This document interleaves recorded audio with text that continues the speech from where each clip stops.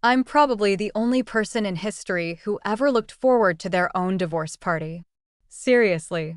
But as I stood there, watching my soon-to-be ex-husband's perfectly tanned face drain of all color, I knew every second of planning, every dollar spent on catering, had been worth it. He was staring, jaw slack, at the man standing next to me.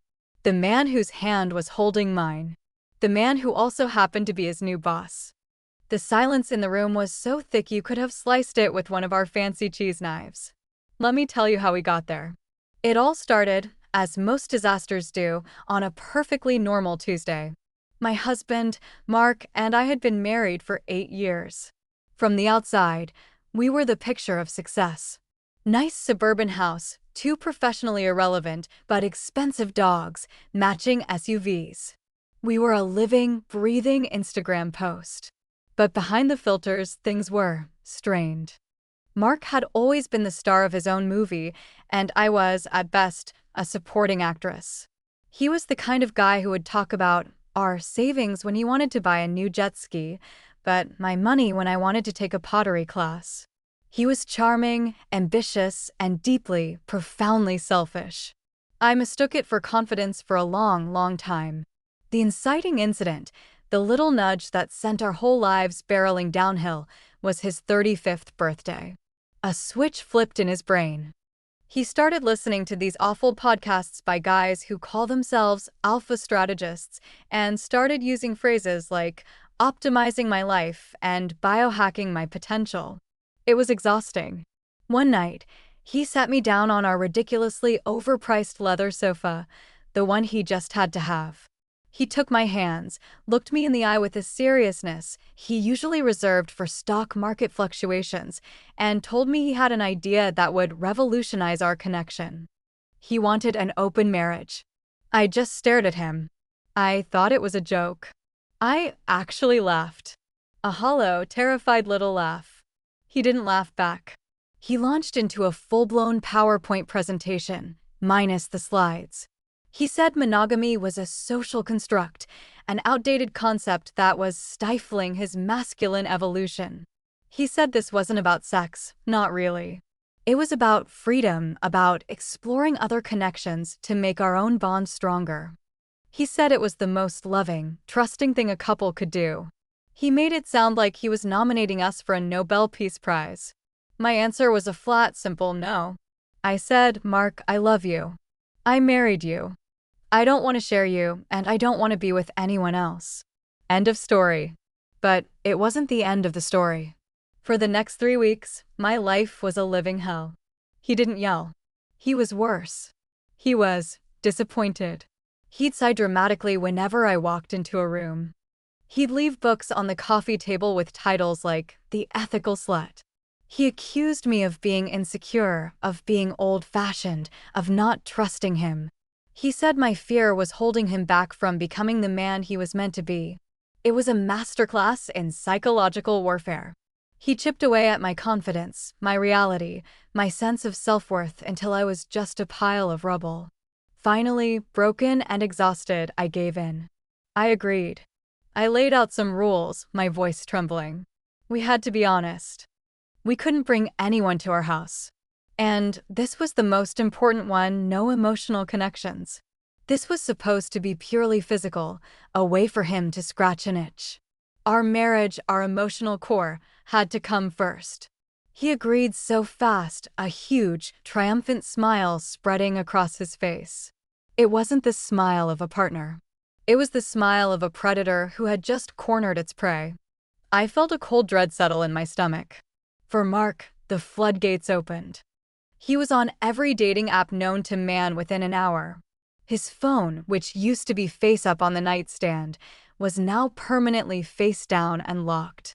He started going to the gym for nights a week, coming home late, smelling of unfamiliar perfume and cheap beer. And per our agreement, he was honest about it. Brutally, cruelly honest. He'd tell me about his dates, grading them like a food critic. She was a fun time, you know? A little basic, but great energy. 7 out of 10. He thought he was being modern and evolved. In reality, He was taking a sledgehammer to my heart every single day and telling me the rubble was beautiful. Me? I did nothing. The thought of being with another man made my stomach turn. I loved my husband. Or at least, I loved the man I thought I had married. So I stayed home. I watched Netflix. I deep cleaned the house. I tried to pretend that my life wasn't imploding. I became a ghost in my own home, haunting the hallways while my husband was out living his best, single but not single life. The loneliness was a physical weight. It was suffocating. The first major crack in our flimsy agreement came about 2 months in. He started breaking the small rules. A quick drink would turn into him not coming home at all. I'd wake up at 3 a.m. to an empty bed, my calls going straight to voicemail. The next morning, he'd waltz in, unapologetic, with some lame excuse about his phone dying. Then the money started disappearing from our joint account. Ubers at 2 a.m. Expensive dinner receipts. It's part of the lifestyle, babe, he'd say when I confronted him. You can't expect me to take a woman to Chipotle. I reminded him that I was his woman, and we hadn't been out to a nice dinner in months. He just rolled his eyes and told me I was being scarcity-minded. The ultimate humiliation, the thing that made me realize I wasn't a wife anymore but a doormat, happened at our friend's annual summer barbecue. We were supposed to go together. He called me an hour before we were supposed to leave. Hey, running late, just meet me there, he said. So I did.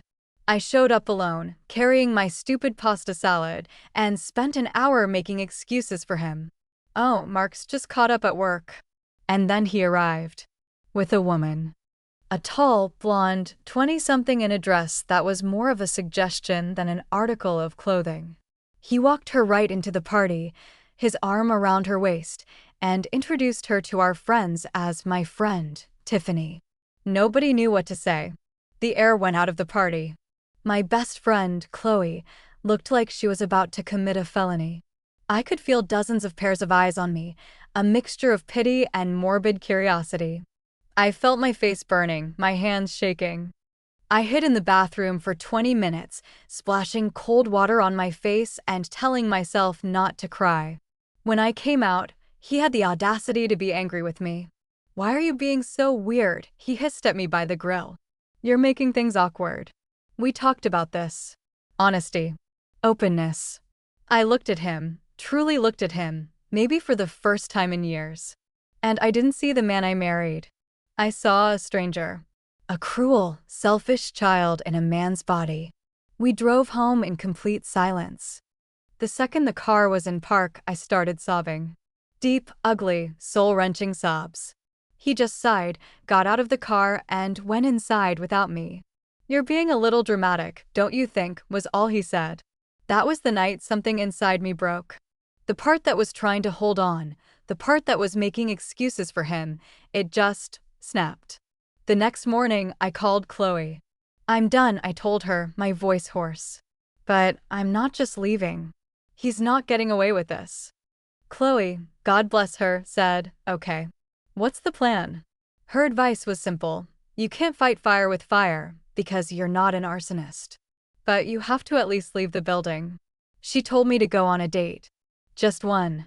Not for revenge, not to find someone new, but just to remember what it felt like to be treated like a human being by a member of the opposite sex.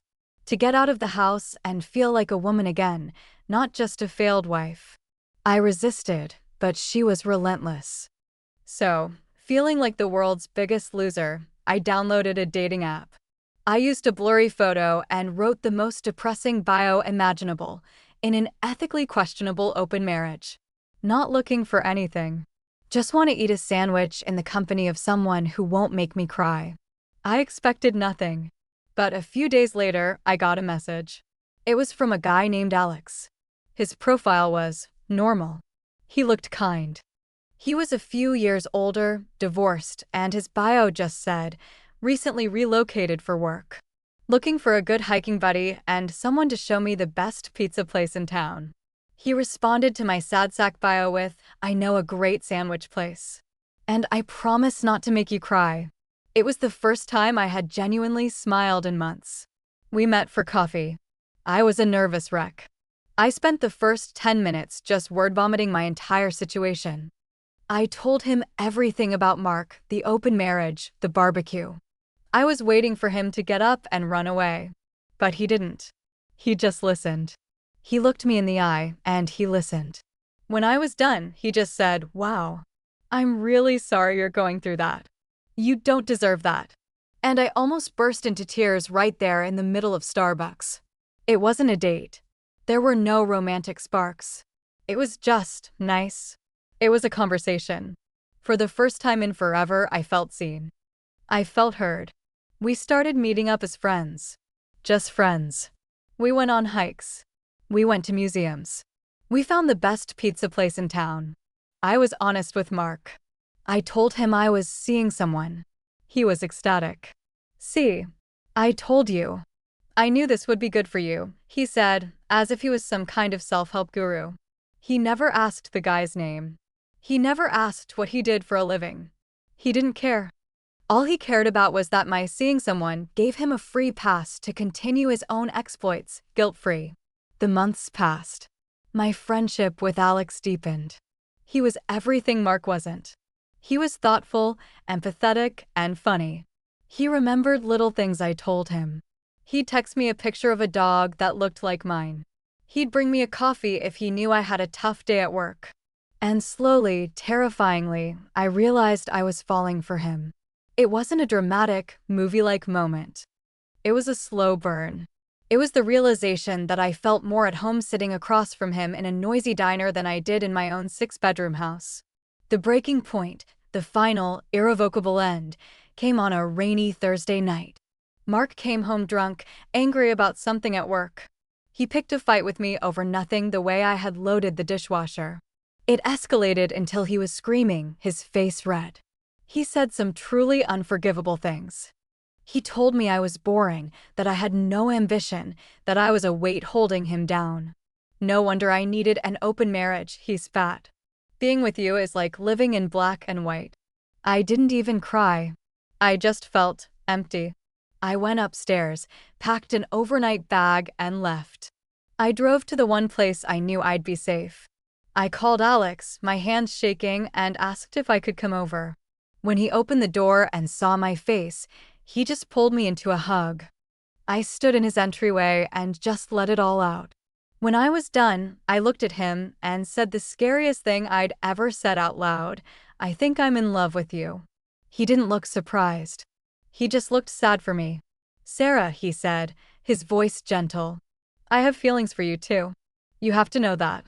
But I can't be the other man. I won't be a part of his sick game. If you want to be with me, you have to leave him. For real." And in that moment, I knew. I was done. I was filing for divorce. But a quiet exit wasn't enough. Mark hadn't just broken our vows.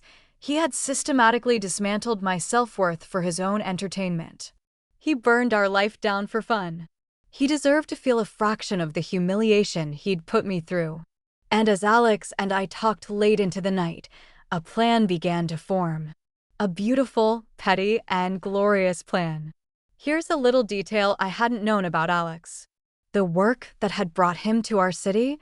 He wasn't some mid-level manager. Alex was the new senior vice president of acquisitions for Omnicorp, a massive, global tech giant. And here's a little detail he learned from me. Mark Small, floundering tech startup, had been desperately trying to get acquired by Omnicorp for the better part of a year. It was his obsession, his ticket to the big leagues.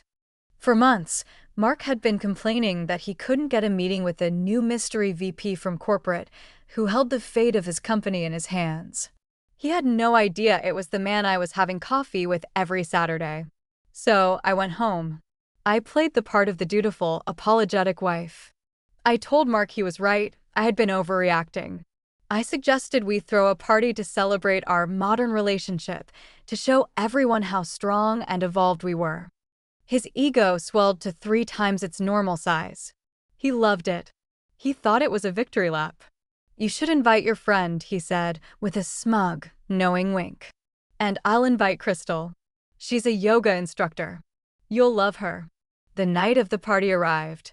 Our house filled with the friends who had witnessed my humiliation at the barbecue. Mark was in his element, holding court, a king in his castle.